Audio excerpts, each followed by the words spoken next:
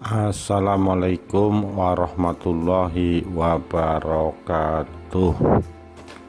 Rahayu Sagung Dumadi. Kesaktian Aji Saka. Pada suatu ketika berdiri sebuah kerajaan bernama Medang Kamulan. Kerajaan tersebut dipimpin oleh seorang raja yang sangat jahat bernama Prabu Dewata Cengkar. Sang raja memiliki kebiasaan yang membuat rakyat Medang Kamulan sangat ketakutan, yaitu kegemaran sang Prabu untuk memakan daging manusia. Tidak ada yang berani menentang keinginannya. Setiap hari Patih Jugul Muda harus sibuk mencari korban manusia untuk dipersembahkan kepada sang Prabu, hingga rakyat Medang Kamulan berbondong-bondong mengungsi ke daerah lain untuk menyelamatkan diri.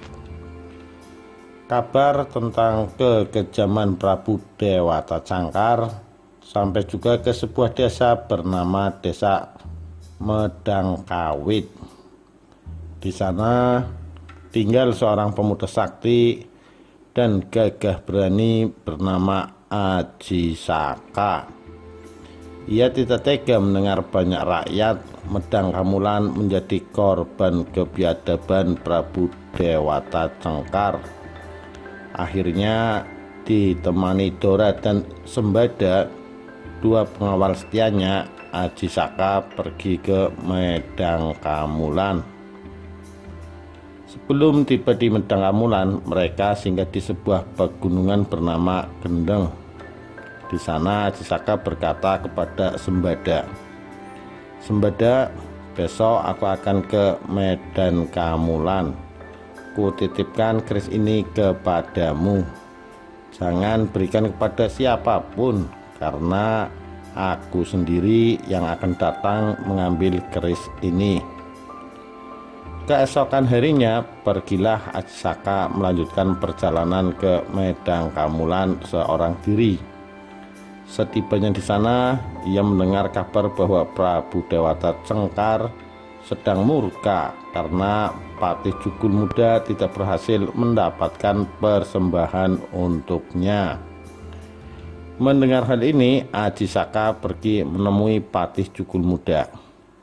"Patih, bawalah aku bersamamu menemui Prabu Dewata Cengkar," ucap Aji Saka. Apakah aku tidak salah dengar? Semua orang lari terbirit-birit jika mereka diminta untuk menjadi korban sang Prabu. Tapi kau justru malah menyerahkan dirimu untuk dijadikan korban, ucap Patih Jugul Muda. "Kau tidak salah dengar, Patih. Aku bermaksud menghentikan kezaliman di kerajaan ini," jawab Aji Saka. Akhirnya pergilah mereka berdua ke istana menghadap Prabu Dewata Cengkar. "Maaf, Baginda, sebelum hamba mati dan menjadi korban, izinkan hamba meminta satu hal," pinta Aji Saka kepada Prabu Dewata Cengkar. Dengan suaranya yang menggelegar, Prabu Dewata Cengkar berkata, "Cepat katakan, apa keinginanmu? Aku akan mewujudkan keinginanmu, karena aku sudah lapar sekali.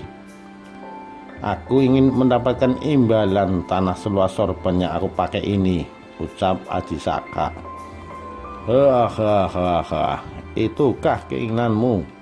Baiklah, sekarang coba kau rentangkan sorbanmu ke tanah. Aku pasti akan mengabulkannya," ucap Prabu Dewata Cengkar sambil tertawa terbahak-bahak mendengar permintaan Aji Saka. Sorban Aji Saka pun digelar, namun tidak seorang pun menduga sorban itu sangatlah panjang. Luasnya melebihi kerajaan Prabu Dewata Cengkar. Ketika digelar, sorban itu membentang dari istana ke perkampungan penduduk, ke hutan, ke gunung, bahkan sampai ke lembah Ngarai. Semua yang menyaksikan hal itu tercengang. Mereka tidak menduga bahwa sorban yang dikenakan Aji Saka sangatlah panjang dan lebar. Berdasarkan perjanjian yang telah disetujui sebelumnya, Prabu Dewata Cengkar harus memenuhi janjinya. Itu berarti wilayah Medang Kamulan menjadi milik Aji Saka. Mengetahui hal itu, Prabu Dewata Cengkar marah bukan kepalang. Namun dengan kesaktian Aji Saka, Prabu Dewata Cengkar berhasil diatasi. Sorban Aji Saka yang membentang itu tiba-tiba saja melilit tubuh Prabu Dewata Cengkar. Lilitan itu sangat kuat hingga tubuh sang Prabu yang besar bagaikan raksasa tidak mampu bergerak sedikit pun, apalagi meronta-ronta.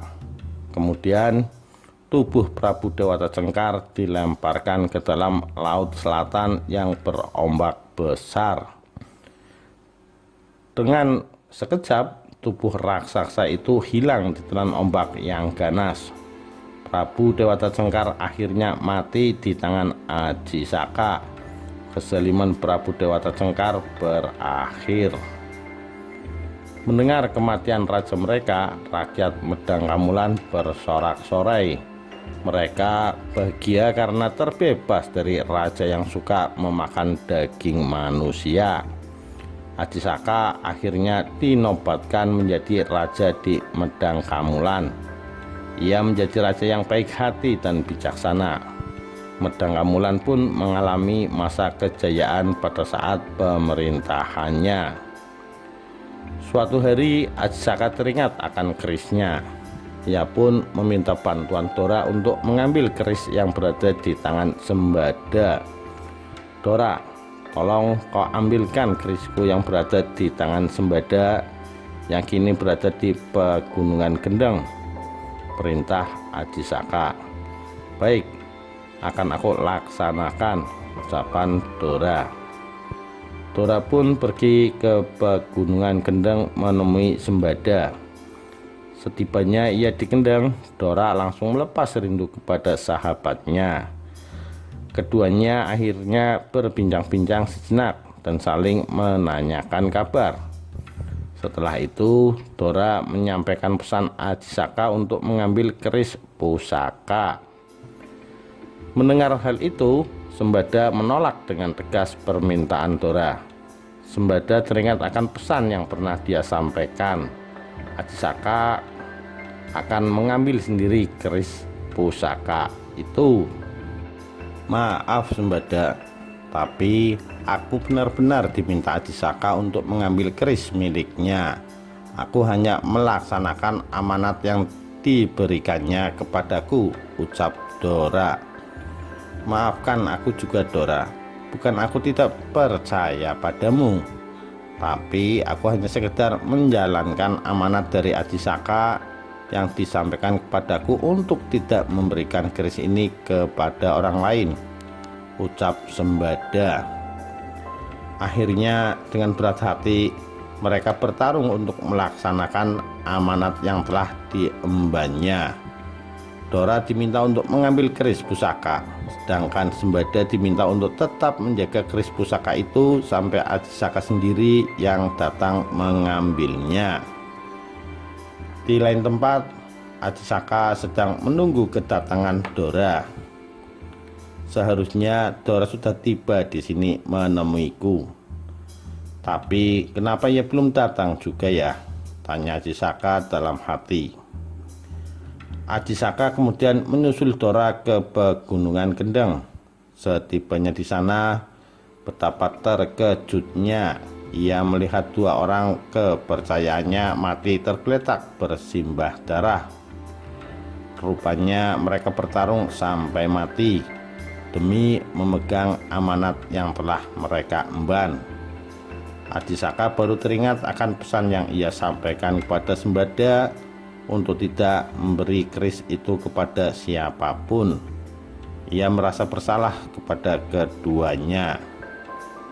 Untuk mengabadikan kesetiaan kedua abdinya, Aji Saka menulis huruf-huruf di sebuah batu yang kemudian dikenal dengan nama carakan.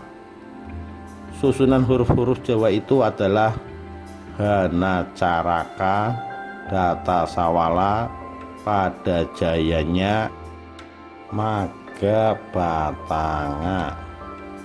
Artinya adalah Hana Caraka, ada utusan, Data Sawala, pada bertengkar, pada jayanya sama saktinya, Maga Batanga, mati bersama. Itulah peninggalan bersejarah yang ditinggalkan oleh Aji Saka untuk mengenang abdinya yang mati dalam menjalankan tugas yang diembannya. Pesan moral dalam kisah kesaktian Aji Saka adalah menjalankan amanah yang telah diberikan orang lain kepada kita adalah sebuah keharusan, sebab kepercayaan itu tidak dapat diganti dengan membayar berapapun.